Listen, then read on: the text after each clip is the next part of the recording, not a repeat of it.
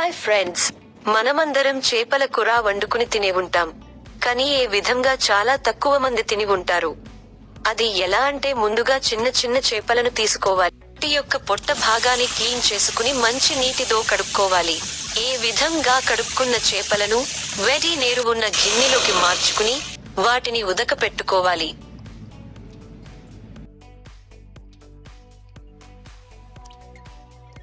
ఇలా ఉడికేటప్పుడే సరిపడా ఉప్పు వేసుకోవాలి.